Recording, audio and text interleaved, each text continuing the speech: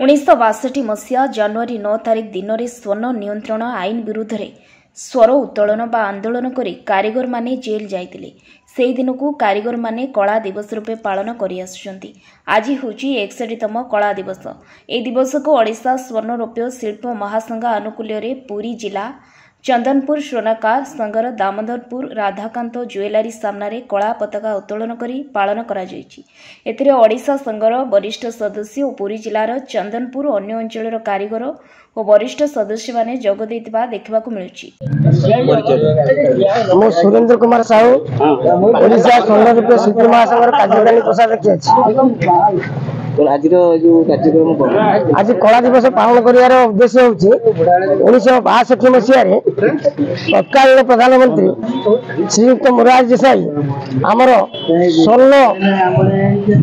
स्वर्णकार मान स्वर्ण नियंत्रण आईन लागू कले। तेणु से स्वर्ण नियंत्रण आईन लागू से दफा एमती रखिले जहाँफल कि 14 कैरेट सोना व्यतीत अन्य सोना काम करें कारीगर मैंने एवं समस्त सोना बजार नहीं सरकार पाखे गच्छित रखिले स्वर्ण नियंत्रण करदे।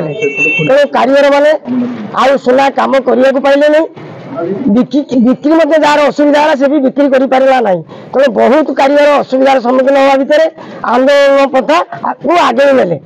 आंदोलन एपरी है जे सरकार से कारीगर मान को नहीं जेल में रखिले एवं जेल में आम कारीगर भाई माने अनशन रत रही कारीगर माने से जेल भितर किसी आत्महत्या भी कले जहाँ फल एत तीव्रतर है आंदोलन सरकार बाध्य से वर्ष अगस्त 9 तारिख दिन से आईन को उच्छेद कले।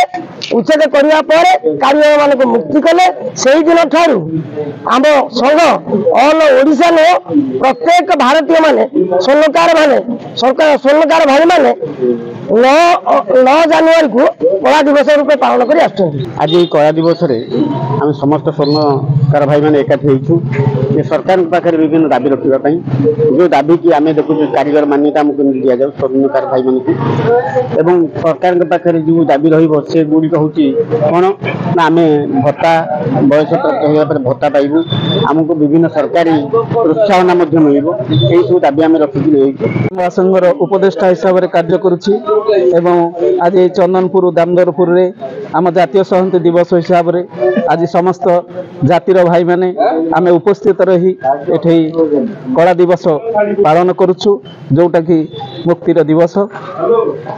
ए विषय आम सरकार को निवेदन करुछु आम जाति भाई जो अभाव सब रही से कि भाव पूरण हेब। पुरी अश्विनी सेनापति रिपोर्ट न्यूज 8 ओडिया।